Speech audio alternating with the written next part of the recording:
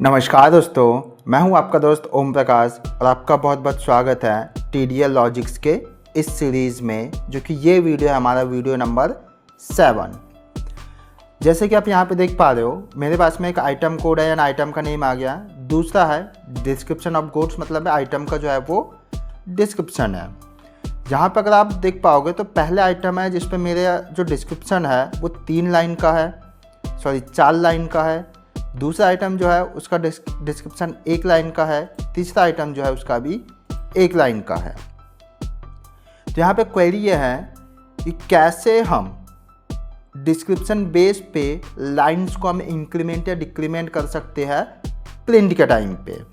मतलब कि अगर डिस्क्रिप्शन अगर कम है तो वो 1 ही लाइन पे आ जाए, थोड़ा ज़्यादा है तो 2 लाइन पे आ जाए, उससे भी ज़्यादा है तो 3 लाइन पे। यानी जितना ज़्यादा रहते जाएगा उतना ये ऑटोमेटिकली ये लाइंस एडजस्ट कर लेगा। अब यहाँ पे देखिए आइटम 1 है जिसका डिस्क्रिप्शन कुछ इस तरीके से है, वाउचर मोड पे, क्रिएशन और अल्टरेशन मोड पे। बीकॉम है आइटम, उसका कुछ इस तरीके से दिया हुआ है। अब इसका कोड जो है आप यहाँ पे देखिए, ये उसका कोड है, ठीक है। ये रहा उसका कोड जिस पर हमने यूज़ किया नेम सेट ऑलवेज यस किया हुआ है। लाइन इसको हम समझते हैं। इससे पहले आप यहाँ देखिए सेट एज $$ फुल लिस्ट, ठीक है। ये एक ऐसा फंक्शन है जो कि 2 पैरामीटर मैंडेटरी करता है। ये पहला पैरामीटर बोलता है कि आपको किस कलेक्शन में से वैल्यूज़ निकालना है, किस एग्रीगेट में से वैल्यूज़ निकालना है। एंड दूसरा मेथड बोलता है कि आप कौन सा वैल्यू या कौन सा मेथड आप निकालना चाहते हो। तो हमने यहाँ पे दिया फुल लिस्ट फंक्शन पे हमारा जो कलेक्शन रहेगा वो है बेसिक यूजर डिस्क्रिप्शन, एंड उसमें से ये मेथड है, इसमें इसकी वैल्यूज आप निकाल लो, ठीक है। फुल विड्थ मैंने यस कर दिया, ठीक है। तो क्या करेगा कि अगर हम इसको लाइन को अभी अगर हम कमेंट कर देते हैं, एंड अब अगर मैं इसको रिफ्रेश करके चलाता हूँ तो आप देख सकते हो सिर्फ ये 1 ही लाइन पे आया है। एंड जो पहला वाला डिस्क्रिप्शन था वो इतना बड़ा है कि 1 लाइन पे समझ में नहीं आ रहा है। तो इसके लिए हमने यहाँ पे क्या किया, एक लाइन एट्रीब्यूट का यूज़ किया है जिस पे हमने एक फंक्शन कॉल किया हुआ है, ठीक है, जिसमें हम कोई भी एज अ पैरामीटर पास नहीं कर रहे हैं। यहाँ से हमने रिटर्न करेंगे, इसको नंबर्स रिटर्न करेंगे। वेरिएबल हमने 3 लिया है, ठीक है। var1 string, var2 length and var3 line. var1 string मतलब जो भी वैल्यू रहेगा उसकी लेंथ कितनी होगी एंड कितने लाइन्स आएगा। सबसे पहले स्ट्रिंग जो है इसमें फुल लिस्ट किया हुआ है एज इट इज़। तो जो भी इस कलेक्शन पे जितना भी वैल्यू है सारा का सारा यहाँ पे आ गया। अब हमने दिया है लेंथ। लेंथ हमने एक फंक्शन का यूज़ करके निकाला हुआ है स्ट्रिंग लेंथ।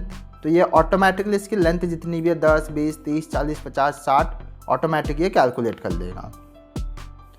अब तीसरा है वैल लाइन। तो हमने किया कि जो भी लेंथ आ रहा है उसको डिवाइड कर दो 35 से।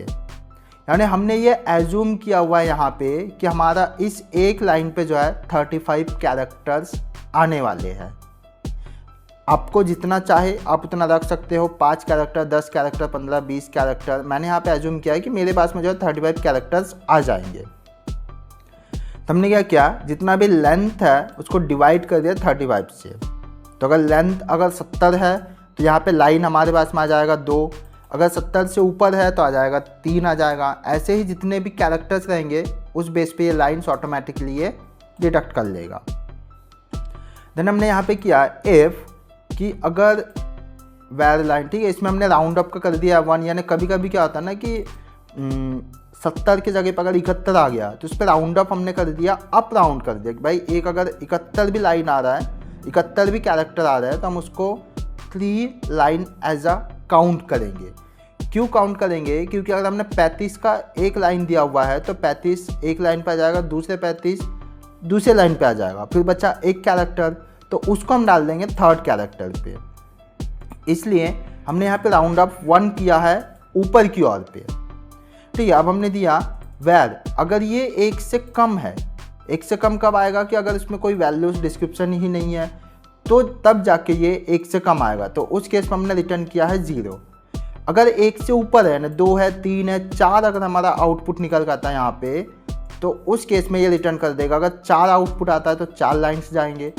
जैसे कि हमने कहा कि 71 का अगर हम करते हैं 71 का, तो उसके इसमें 3 लाइन्स, क्योंकि राउंड अप किया है तो 3 नंबर आ जाएगा। तो यहाँ पे रिटर्न कितना हो जाएगा, 3 रिटर्न होगा। इसलिए यहाँ पे जो है हमारी वैल्यूज़ कितनी आ जाएगी, 3 आ जाएगी। ठीक है, अभी मैं इसको थोड़ा अनकमेंट करके एक बार दिखाते हैं। ये हमने अनकमेंट करके रखा हुआ है।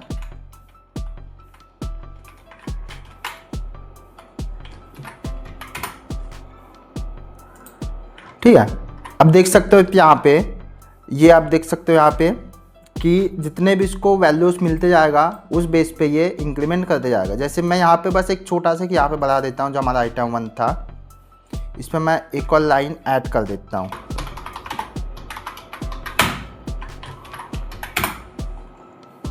ठीक है, अब यहाँ पे देखिए आप, जैसे हमने थोड़ा और बढ़ा दिया तो इसने क्या किया, दिस इज़ न्यू को ये न्यू लाइन पे जो है वो लेके आ गया। तो इस तरीके से दोस्तों आप जो है जितने भी आपके कैरेक्टर बेस पे आप एक लॉजिक ऐसा लगा सकते हो जहाँ पे आप लाइन को इंक्रीमेंट या डिक्रीमेंट कर सकते हो फील्ड लाइन पे। तो यहाँ पे ये कंप्लीट जो कोड है वो अपना डायनामिक है, जिसमें कोई भी स्टैटिक नहीं है। हाँ, यहाँ पे हमने जो है 35 जो कैरेक्टर वो हमने स्टैटिक दिया हुआ है। आप चाहे तो इसको डायनामिक दे सकते हो, चाहे तो आप एड ऑन फीचर से दे दीजिए या तो फिर किसी वाउचर टाइप के अंदर से। तो दोस्तों ये कोड, ये लॉजिक आपको कैसा लगा कमेंट करके ज़रूर बताइए। अगर आपको लॉजिक समझना होगा तो आप वीडियो में आपकी जो भी क्वेरी रहेगी, आप कमेंट बॉक्स में आपकी जो भी लॉजिक्स है वो आप मेंशन कर दीजिएगा, हम उस पर रेक्टिफाई करके आपको अपडेट कर देंगे। दोस्तों अगर आपको ऐसे वीडियोस चाहिए होगा लॉजिक्स के रिलेटेड तो आपके इस TDL With चैनल को सब्सक्राइब कर लीजिए। एंड अगर आपने इस प्लेलिस्ट के बाकी वीडियोस नहीं देखे हैं तो उनको भी एक बार ज़रूर विजिट कर लीजिए। चलिए दोस्तों, मिलते हैं एक नई वीडियो में नए टॉपिक के साथ में। टिल देन, जय हिंद, जय TDL।